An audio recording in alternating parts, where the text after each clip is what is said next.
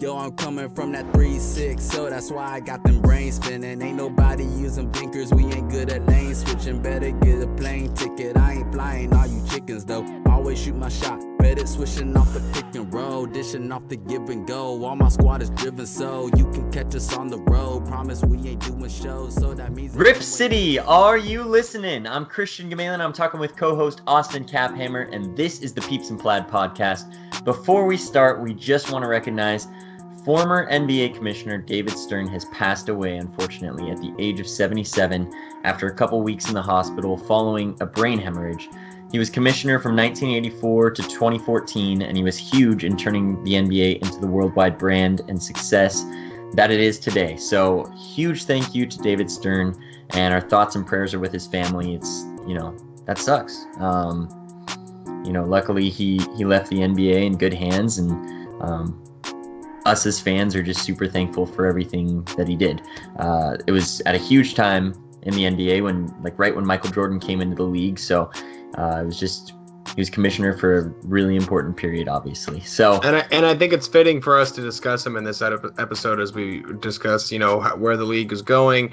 I think it's important for us to look at where it's been and how it really translated to being the global game that Stern helped turn it into, and some of the progressive really policies and rules that are alive in the NBA today as a result of him. So thank you, David Stern, for your contribution to the game, and rest easy, big man. And I'm sure the game is mourning a good guy tonight. Totally. So, to right now, the Blazers are just barely holding on to 8th place in the West after giving up a heartbreaker to the Phoenix Suns at the Moda Center. After the Blazers had twice their score, 38-19 at the end of the first quarter, they ended up blowing that. And it was more of the same. It's a lot of stuff we've talked about, a lot of our frustrations that we've had before. But, the Blazers, you can't really feel all that confident going into any game right now. They could win any, but they could certainly lose any. So, Happy New Year. It is 2020.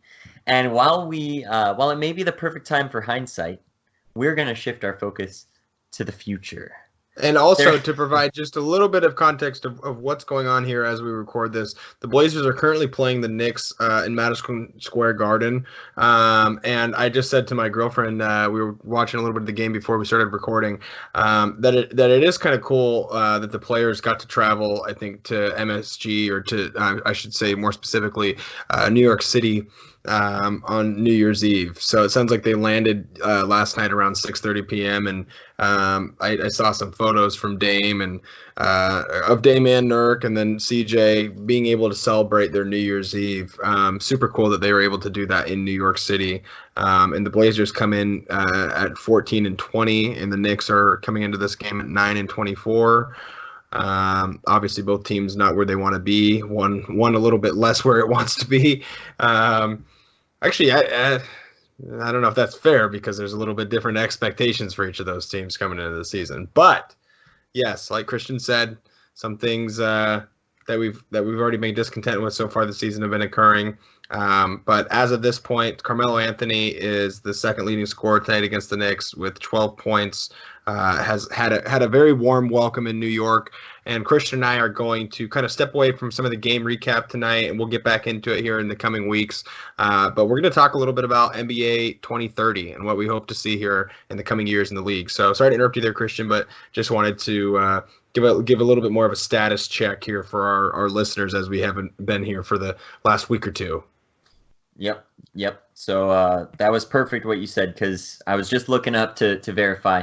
This is Carmelo's first game back in Madison Square Garden, playing since 2017. So we didn't play there for all of 2018 or all of 2019. Now it's 2020, and Carmelo is back playing in Madison Square Garden. So that's a pretty cool fact, considering how much time he spent there and how much New York City means to Carmelo. So, like Austin said, going to 2030. So there hasn't been much change in the NBA in the last decade. There's been no new teams. There's been no teams that have moved locations. The Hornets and Bobcats switched their names to the Pelicans and the Hornets, but that's about it. So really only one name change, since Hornets just switched teams. No significant changes to draft lottery, playoffs, teams in the league, nothing. But we feel like there might be a lot of change around the corner. The NBA just recently put out a letter to all the teams saying, these are what we're looking forward to changing. Here's what we're open to talking about. And there's just a feel of change on the horizon, especially with it being so long since anything's changed. I mean, Seattle hasn't had an NBA team in like 13 years now. Yeah. It's a long time. So despite multiple attempts in the last decade to bring the NBA back to Seattle, especially with the Sacramento situation, they've all been thwarted. Adam Silver says an expansion isn't likely to happen until at least like the middle of this decade when they rework their TV deal. So I'm looking to 2030. What is the NBA going to look like 10 years from now, and what changes would we like to see? Mm-hmm. So first off, NBA expansion.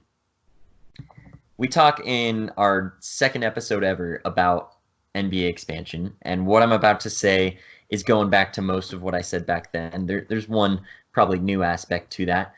But when I look at the current top metro areas in the United States of America, mm-hmm. you don't hit there's an NBA team in the top 14. Actually, I lied. Number 13, Riverside, California, technically does not have a team, but it's right next to LA, and there's already 2 teams there, and there's 2 more teams in California too. So after that, after 13, 14 Detroit, 15 Seattle has approximately 4 million people in the metro area, no team. The NBA needs to go back to Seattle. If they're going anywhere, that needs to be the number one priority. Yeah. After that, there's quite a few teams. There's quite a few cities that are available. San Diego has no team. Tampa, St. Louis, Baltimore, which is right next to Washington, D.C.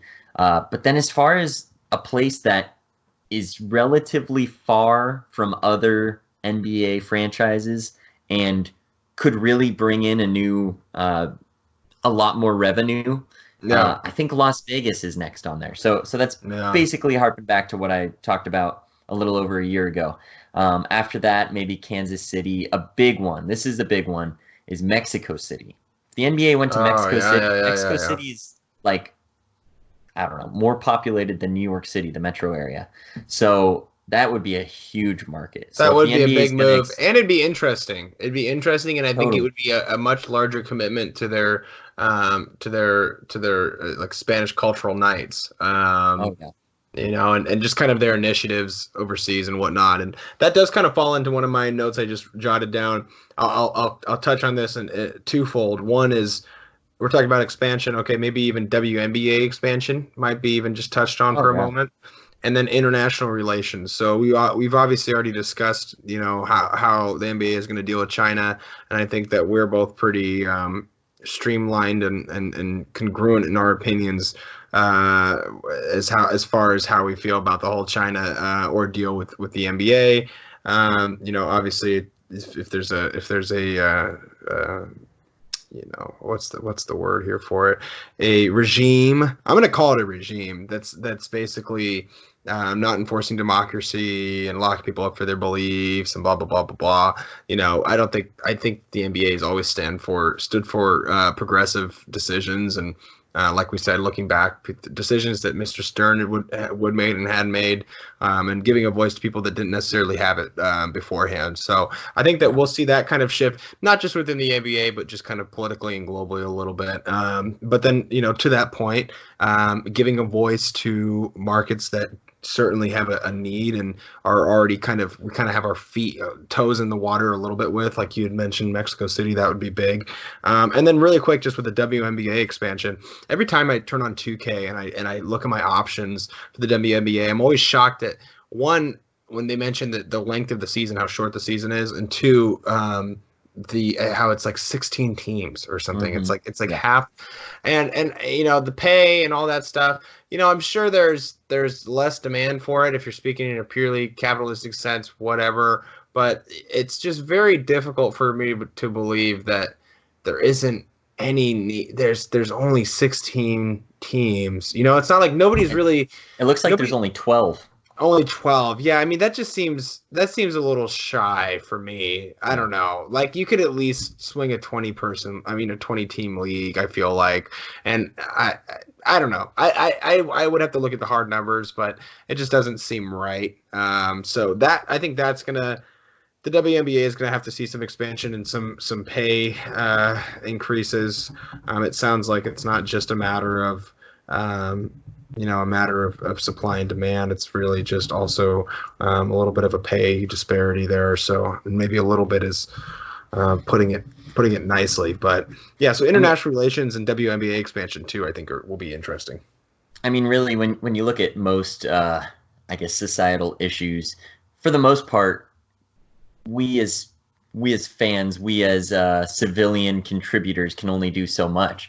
The best we can do is to watch the WNBA, because clearly there is much more demand in the United States of America and the world for the NBA. That's what everyone's watching.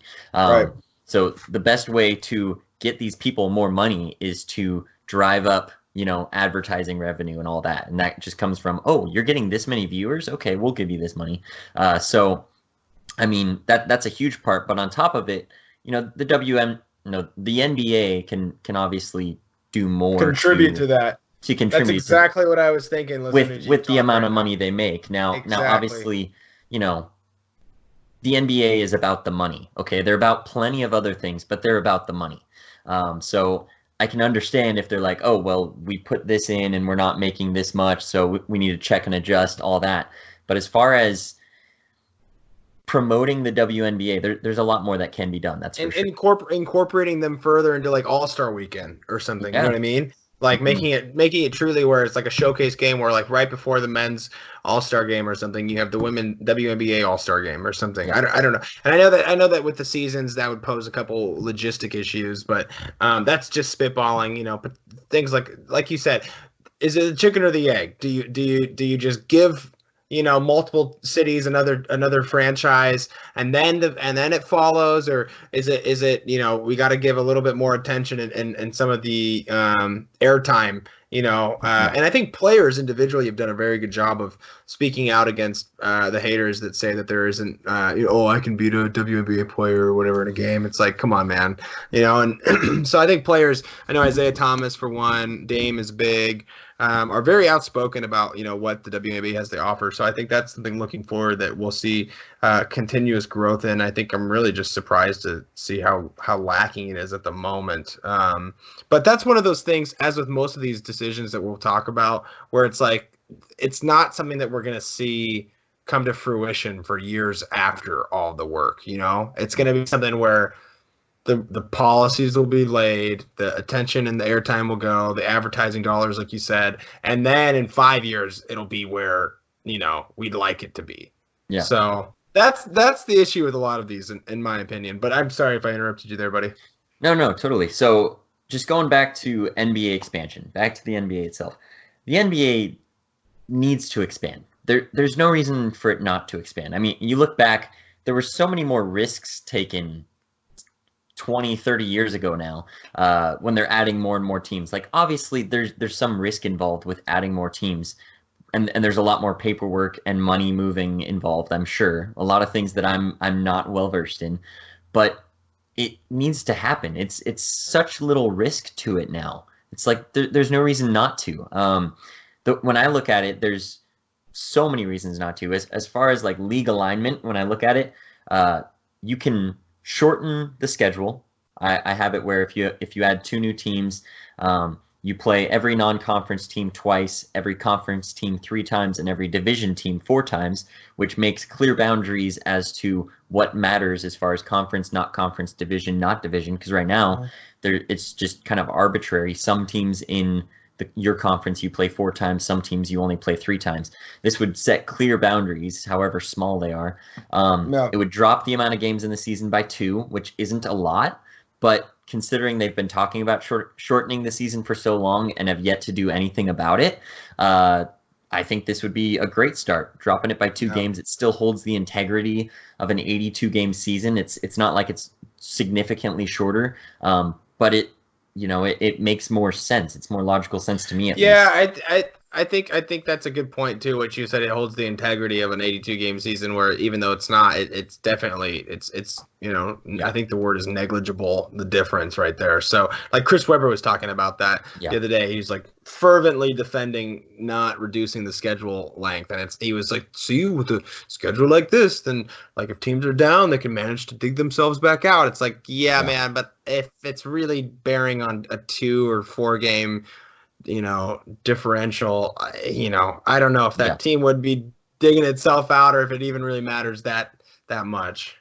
Yeah, and the current schedule of the NBA is just over 25 weeks, so like 1 week less than the year, and that's regular season schedule. Wait, less than a year? What do you? Isn't there 52 weeks in the year? Yeah, 52. I might have said year. I meant half a year. 26 weeks in half a year, so it's just under half of the year. My recommendation to consider back-to-backs and all that, go to 28 weeks. 1 week of that is the All-Star break.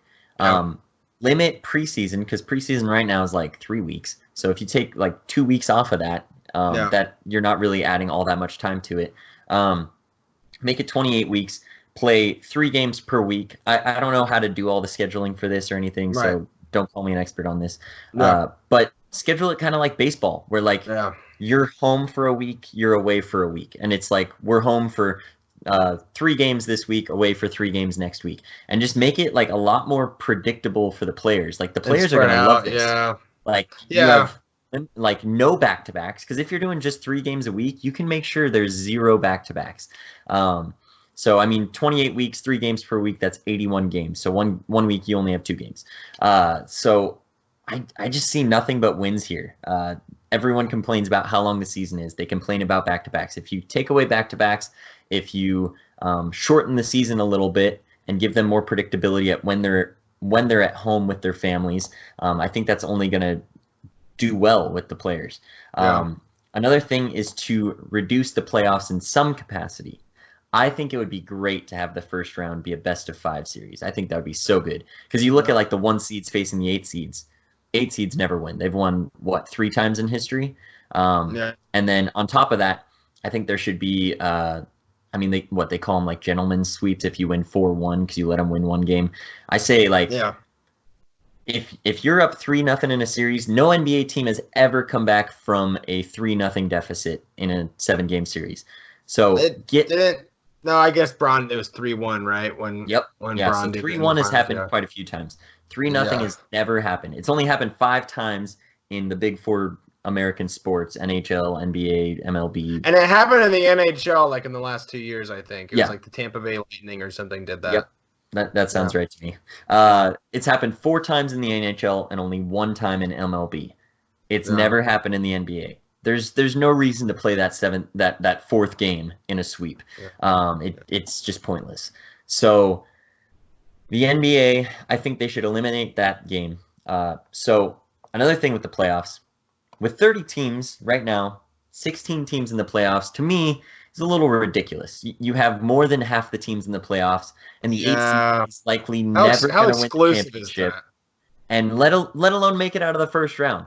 So on the other hand, I understand that tanking is very prevalent already in the NBA, so I'm not trying to give more teams more reason to tank. I want to at least keep some teams like, oh, we're going to make the playoffs. That's a good thing. Our fans will be involved.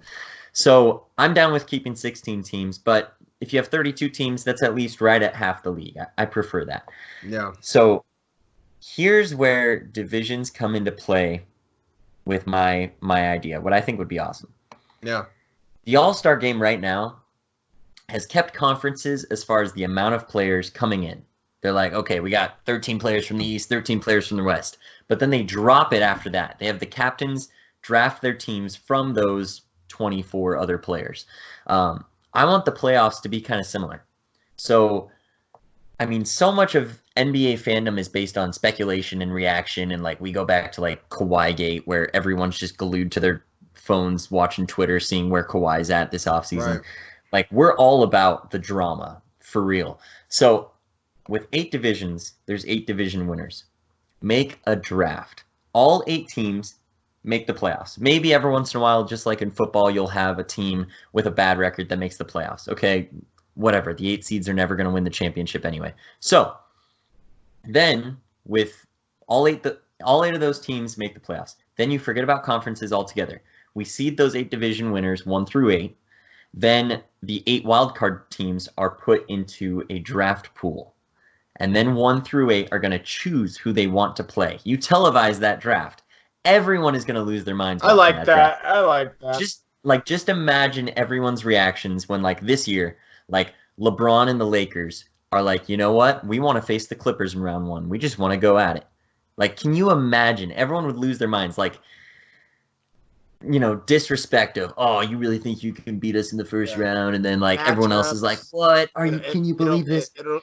It'll clearly reflect, like, matchup preferences for coaching and front office, saying, hey, you know, this is where we recognize our strengths. And totally. Yeah, I think it definitely, that's a very NBA type of idea right there. I can see the NBA indulging, at least in hearing that out at some point.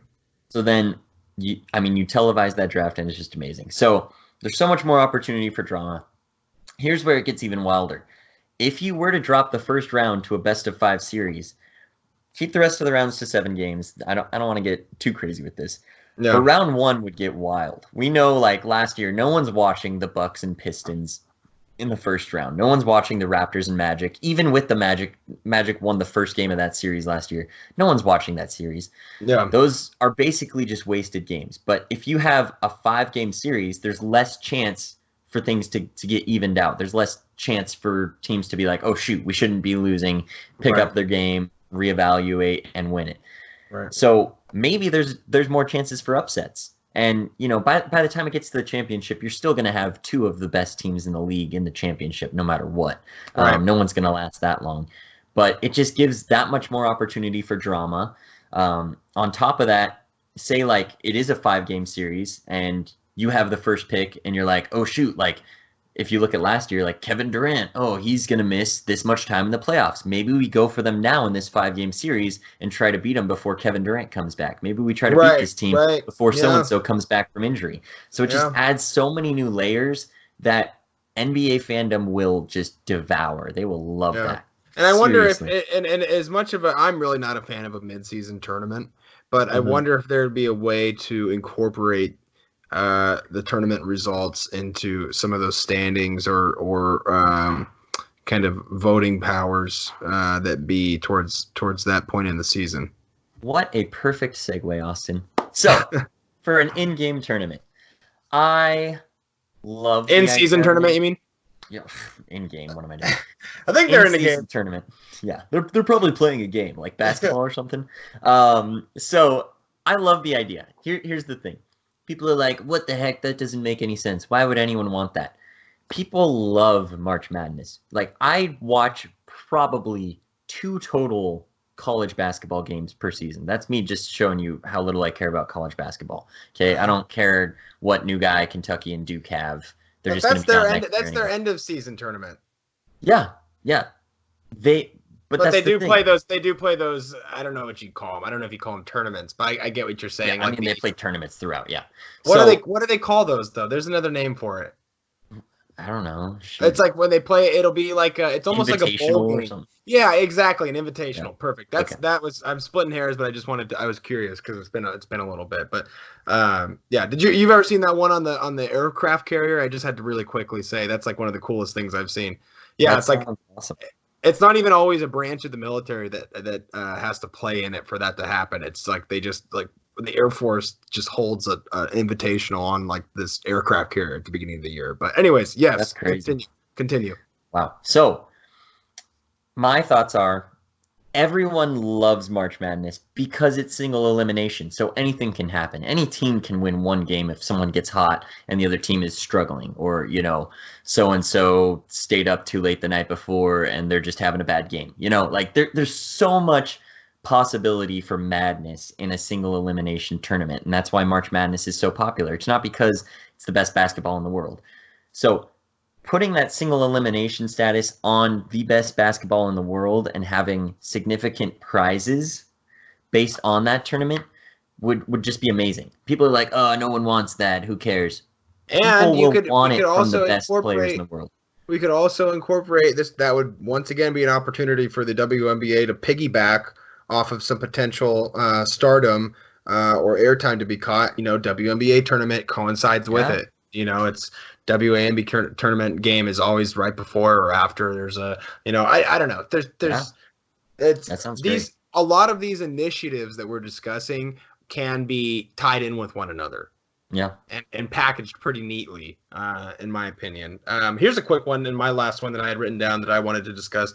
I know a lot of people in the NFL have been advocating for a lottery draft. I'm actually more on the side of, when it comes to playoff seeding and whatnot, and how we had just discussed, that's fine. I'd rather have that be a little bit entertaining and a bit of a toss up and whatnot. But when it comes to teams just losing and having like the Cavs or the Knicks, just horrid seasons back to back to back, I would like to see a little bit more predictability in terms of where they stand in lottery picks. I don't know. I've watched the NFL rather decently this year, but as far as I've been informed or remember, I don't believe the NFL has a draft lottery. So I would like to see the NBA actually get a little bit more conservative with that.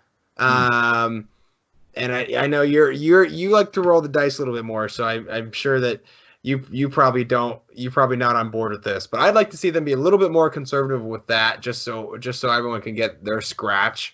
But as far as mid-season tournaments having bearing on your standing in the playoffs and whatnot, get cutesy, get fun with all of that. But yeah. I just, as somebody who's just we're experiencing a season we didn't expect right now as Blazers fans. Can you imagine experiencing this for years? Like the Kings haven't made a playoffs in years, and like all these teams have gotten good draft picks. Some even better than they would if it was a fixed draft. Whereas like the Cavs having multiple number 1 overall picks and picking Anthony Bennett and Andrew Wiggins. But that's the one thing that I had just kind of thought about sitting here in this discussion. I personally would like to see that. What do you think about that?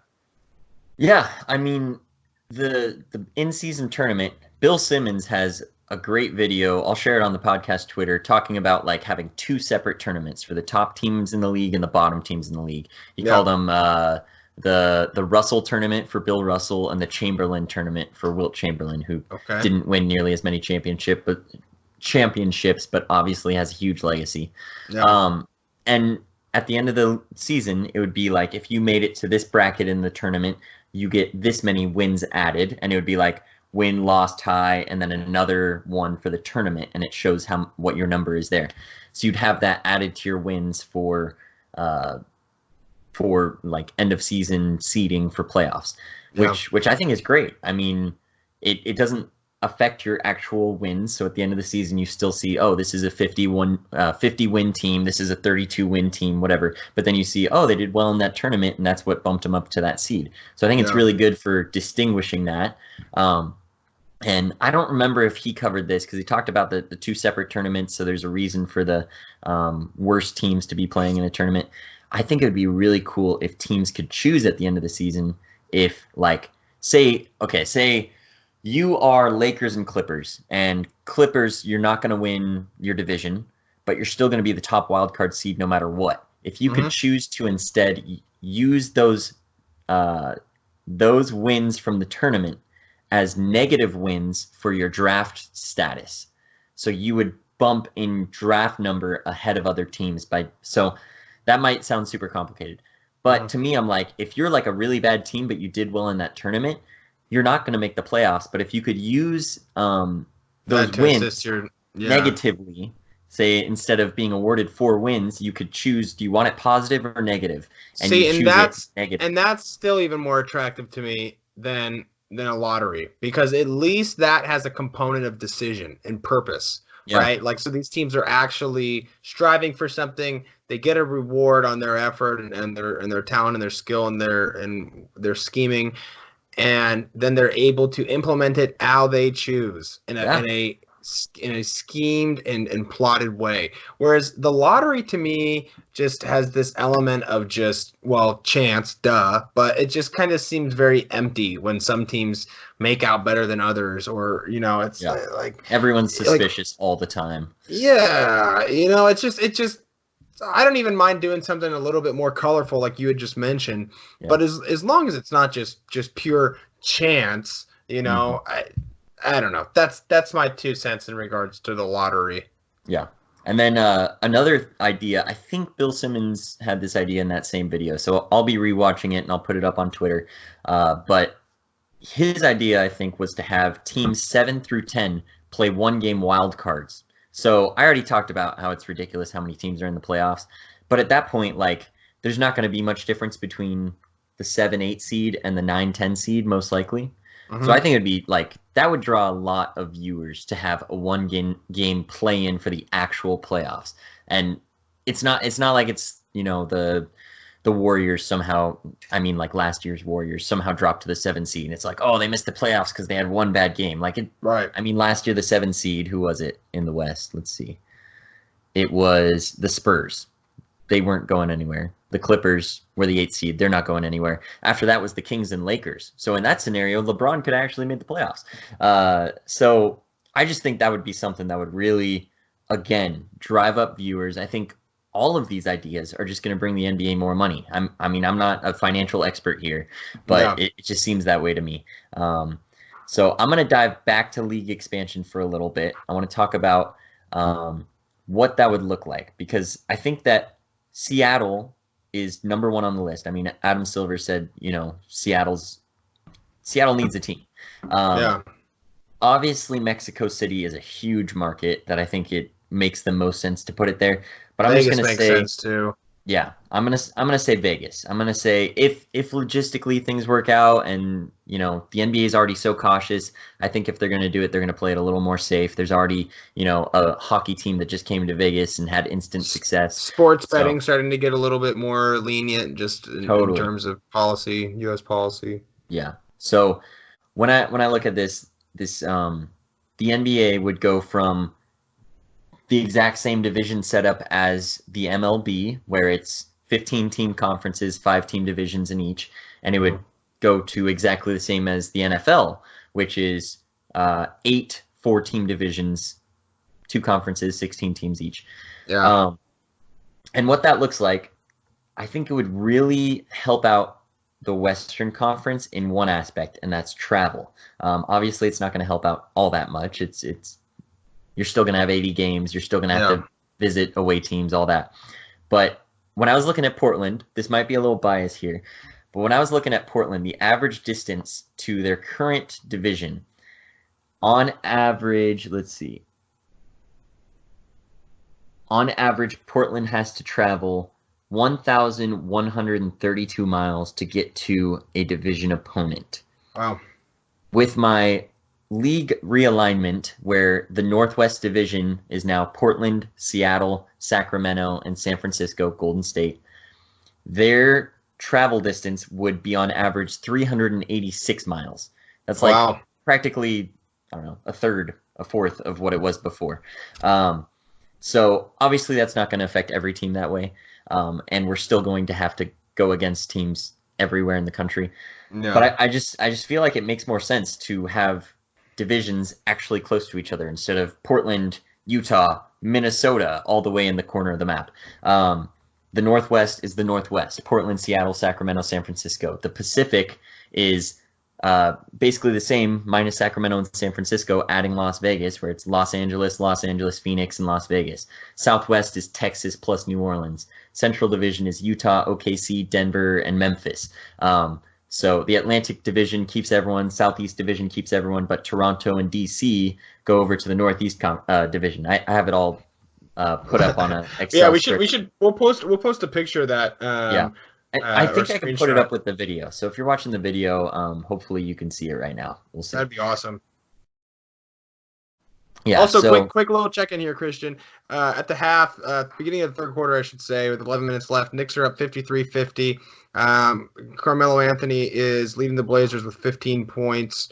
CJ's got 13, Hassan's got 13, and Dame has 4. So slow start for Dame, but Melo is definitely making his headway as a returning Knick. whatever, dude. So, Knicks anyways, winning. wrapping Yeah. this up, my friend.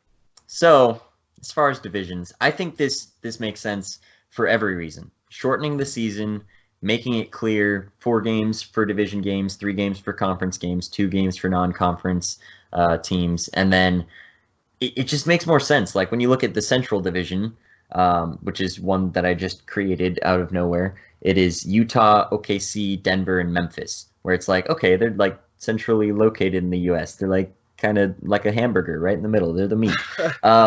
The Midwest is really the Midwest with Chicago, Milwaukee, Detroit, and Minnesota. Like Minnesota should not be in the Northwest Conference. I get it. They're like literally Right. north and they're kind of west.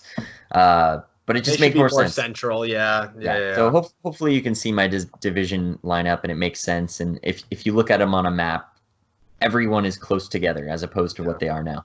And we may even be doing kind of like a brief part 2 of this conversation here in our following episode as well. There's plenty of things to discuss here. This is like my favorite stuff to talk, even if I'm all over the map trying to talk about it. No. I think, but it's all corresponding to one another. It's all pretty interrelated, and I think that we're discussing a league that is more privy to these type of changes.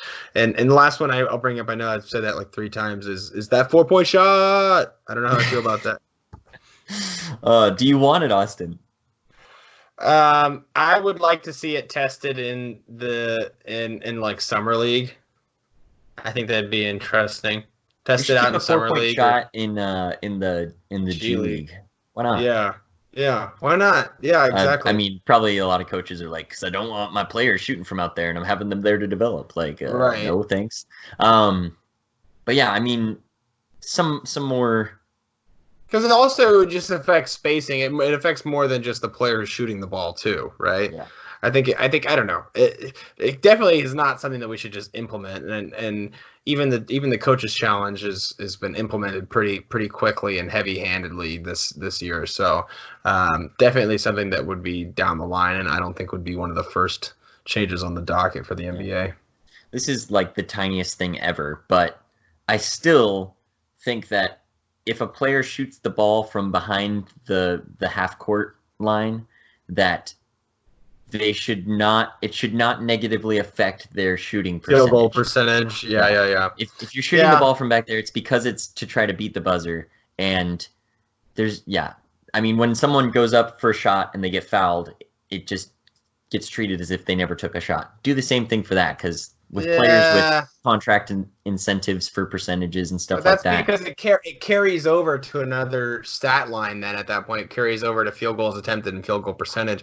Whereas this would you're asking for something for free, basically, because then if they do make the shot, it counts as something. So I get what you're saying. It's the exact same with an and one though. If you make it on an and one, it counts as field goal made, field goal attempted. That's fair. Whereas, no. You're right. You're right. You're talking about a shooting foul made. I was thinking of a shooting foul missed and how that translate, but how that translates. But no, that makes sense. Yeah. And I don't know. I would love to. I personally just want intentional fouling gone. I think it was Steve Kerr talking recently where just like in the last couple of days, talking about how, it used to be when you foul, and now it's when someone throws their arms up in a certain way, now it's a foul. And I understand. I'm not a fan of flopping whatsoever, but I understand you got to sell it sometimes so that the refs can actually see it. But I just don't like intentionally fouling whatsoever. If you can't play better defense to contain this person, then you should lose, because that's the way it works. Offense and defense. If you can't do it, you shouldn't be able to finagle your way and pull a Chris Paul and point at a guy, not tucking him in. Well, I think that was an issue. Swinging a game. Yeah, that's a different thing. But I just think intentional fouling is dumb. I think that it should come down to which team is better at basketball and not which team can make their free throws. And I think most of the NBA fans that I know would prefer to see less free throws in an NBA game. I was so tired of seeing Devin Booker at the free throw line in that Suns game. Yeah, so that's rough. I'm just not a fan of intentional fouling.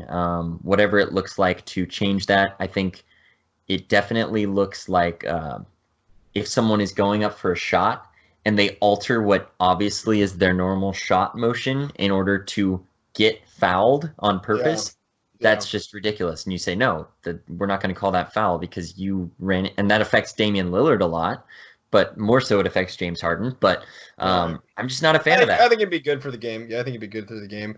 Well, as we approach your deadline, my friend, as well as a little bit past our deadline. Oh, I guess my fire. That is the deadline. Yeah, and my fire alarm just went off out in the kitchen, so my girlfriend must be burning some dinner, so I might need to check on that. Get the extinguisher! Was there any last minute topics that you wanted to comb over there, buddy? And like I said, we can do a part 2 for this. We'll do a part 64 to this because I love talking future NBA and league expansion and all that. So stoked.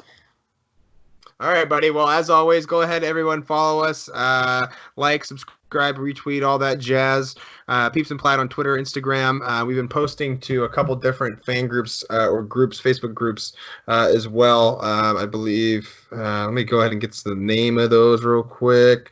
But yeah, Spotify, iTunes, Anchor FM. Quick shout out to Anchor FM, and we're actually not paid at all to say this. I'm just saying, if somebody's listening to this and they're ever considering that they want to do something with a podcast, it's free, and it's really easy to use. Anchor FM, it helped us, and it was recommended to us by a friend, so we are just paying it forward and letting you guys know that's what we use. The 2 forums or groups that we're a part of on Facebook, that if you're not, you should be, are the Trailblazers Forum and the Blazers Nation Forum. So thank you to all of our audience that we've gathered from each of those sources, and go Rip City. Yeah, I'm just gonna say real quick. Mm-hmm. So many people ask me about podcasting. They're like, "Wait, what? How do you do it?" I'm like, "It is so easy. Like Anchor makes it so easy." Yeah. I use Audacity on my non-Mac laptop. It's really easy. So if you have any questions about that, I'm an open book, and you can come on the podcast and talk to us about the Blazers if you have any questions about that kind of stuff. Absolutely. Well, thanks everybody for listening. Rip City. Yeah.